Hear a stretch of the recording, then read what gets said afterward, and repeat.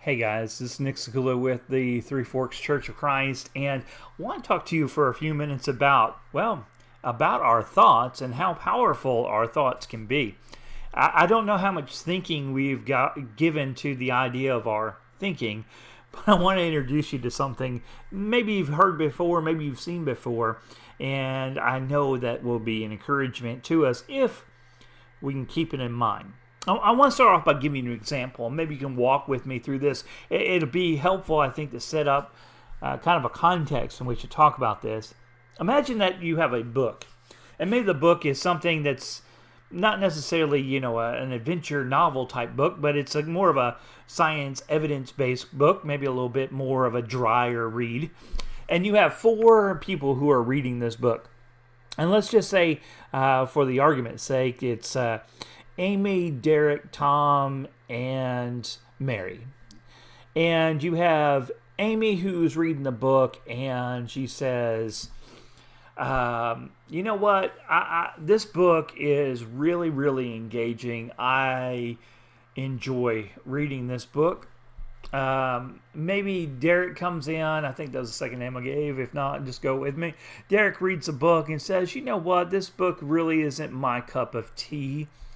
But your third person who comes in, and let's just say that they read the book and they just don't like it, whatever. And then Mary comes up and reads the book, and she walks away saying, this book is too hard to understand, and there's no way for me to understand. It's too complicated. I'm not smart enough. There is a lot of things that we can kind of take from this little scenario from that, but the main thing I want you to see is that we're talking about the exact same book, and that each person who comes to it with a different person, a different set of experiences, a different, certainly a different intellect, and a different set of likes and tastes and all those kind of things, but also is going to come to it with a different core belief system about themselves. So maybe in the first examples it doesn't stand out as well. Maybe in the first person who reads the book, Amy, I think is the name we gave, she had a very confident demeanor, and she had a very good outlook on herself, and the things that she read just verified that, she's competent. Maybe the second person who read it had no real inclination to those things, and it didn't really trigger any kind of core beliefs or anything. But we get to the last person, and Mary, she has this core belief, whether it's distinguished, whether it's presented, whether it's something that she thinks about, that somehow she is not very smart. And then she has created, on top of that, something that is kind of an assumption, and we'd call it maybe a dysfunctional assumption or a conditional rule. And when she reads the book, and it seems like maybe she can't get it at first, she automatically goes to those assumptions. We call it an automatic negative thought that's triggered from that core belief that she's not very smart, maybe that she is not very worthwhile or value, and she immediately makes the connection in her thoughts that the reason why she doesn't like the book is because she's not smart enough to like the book. The reason why she doesn't understand it is because she's simply not smart enough. And the truth may be that that's simply not the case. It could be that the writer of the book didn't write it in a way that was easily understood. It could be that the book itself was something that was going to take her many times of reading to truly understand, and she had done that successfully before, and that she was quite capable of understanding it, but she needed more opportunity with the text. Now, what I want you to see in this little example is it wasn't so much the book, and it wasn't so much whether she liked it or understood it. It was what she told herself about the event that mattered. when she told herself that she wasn't smart enough, that was coming from a speech, a talk underneath, maybe a self-talk, that she wasn't very valuable, that she wasn't very important. And one of the really important things I want to share with you is that concept, that premise of what we tell ourselves, the inner dialogue about the things that are happening to us, is so vital and so important to us being successful, living life, having some happiness. Let me give you another quick example. I don't want to belabor the point.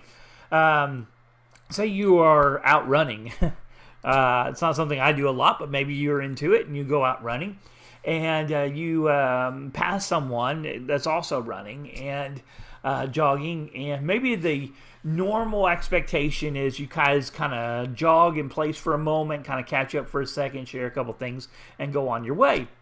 And you pass this person and you say, good morning, hey, how you doing? And they nod at you, good morning, and they just keep running. And then your thought comes in. Now, depending on what your own thought process is like, it could be a very negative thought. In other words, it could be, let's go scenario one, that you assume, okay, person B is upset with me, I've done something wrong, they're avoiding me, or something of the like. You feel down, you feel maybe even depressed, you can have a physiological response, maybe you feel a little upset in your stomach from that stress. You go home and you kind of ruminate over it, reminisce about the event, and you kind of build on that. And now you are uncomfortable when you see that person, so you, in fact, avoid them, reinforcing the original thought that they didn't like you, that they were upset with you, and that they were trying to avoid you. Scenario two, same event. You're jogging.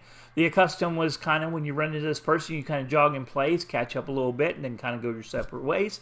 You pass this person, you say good morning, whatever. They say morning, good morning, and they just keep traveling. They don't stop to talk. You say, Instead of, well, they don't like me, they're upset with me, they're avoiding me, your thought goes to, wait a minute, they seem preoccupied. Maybe there's something wrong. Maybe they're struggling with something. Your physiological response really isn't changed now because you're not introducing that depressive mode into your body, and you're not really trying to, take it on yourself. Your how you feel and also how you act also changes because you went home in the first scenario and you just replayed the events over and over again. You got sadder, more agitated, more frustrated, and then you in turn avoided this person. But instead you went home and you picked up the phone and you called them and say, hey, you looked a little bit down today and it looked like, are you okay? Now, what happened? The events were exactly the same, but your thoughts about and your thinking about the events are what made the difference.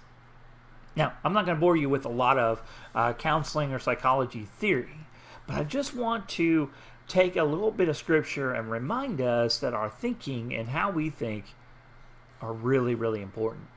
In the book of James, there's this really hard statement made in the very first part of the first chapter. After his introductions, he makes a statement. He says, count it all joy when you fall into various trials. What do you do with that? I mean, here's the Apostle James telling us, or James, the brother of Jesus, rather, telling us, listen, when you fall into trials, and please understand, at least in the context, we're talking about persecutions, we're talking about things that were life-altering and things that brought a lot of pain and anguish and despair. And he says, when you fall into those things, count it joy. And he gives us a reason. He says, because knowing that these things produce patience, and that patience produces character, and all these things. But it's that idea of counting it joy, making a purposeful decision to think about it a different way. James knew, the Spirit knew, James wrote through that Spirit, that how we think really has an important role and a powerful role on how we take in and deal with the things around us. That doesn't mean bad things become good and good things become bad, but a lot of times the things that we're dealing with aren't necessarily good or bad, but the way we understand them, the way we think about them, makes them good or bad. So here's something I want to give you as a little bit of a challenge, and something I hope that'll be an encouragement to you. The next time, and maybe even get into a habit of this, you get an answer or an event happens, or you ask a question and the response is something that you don't like, something you didn't expect, something that didn't meet your expectations. Know that that thought that enters your mind in that moment is what we call an automatic negative thought. And challenge it. Is it true? Is it helpful? Is it whatever? Don't just accept the thought. Go back to our running example. Was it true that the person was avoiding them, that they were angry with them? No idea. Absolutely no idea. So instead of going that route, challenge yourself. Is there another opportunity, another set of realities that could represent? What is the evidence that what I'm thinking is actually true? What's the evidence against what I'm thinking? Now, this is actually something we do in CBT therapy, but keep in mind that this is just a process to be able to bring our, as Paul says, our thoughts into subjection, as James challenges us to think differently about the things that happen to us, because the thought is powerful. Now, I want to make this a little bit disclaimer before we kind of end this video. If you're dealing with heightened levels of anxiety, depression, things like that, you need to reach out to a medical doctor, to a counselor, and seek help, and there's no shame in that. Please understand this isn't being provided as treatment, but as an opportunity to educate and encourage us to think about our thinking. If you need help, if you are looking for some assistance in your area, you, of course, can reach out to me, and I'll do the best I can. But as always, I want to encourage you to remember that we walk with a powerful God, that He loves us deeply and dearly, and that He has given us His Word to be a guide to this experience that we call humanity. Until next time, and I hope that you'll be looking forward to our next little video. I hope that you are blessed, and I hope that you continue to diligently seek Jesus, the Son of God.